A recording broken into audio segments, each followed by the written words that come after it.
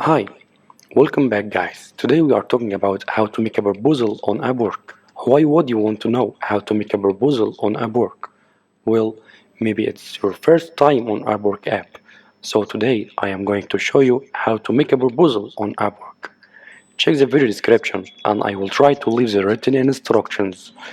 First open Upwork, jobs, then search the job you can do. Read the job description carefully, then apply.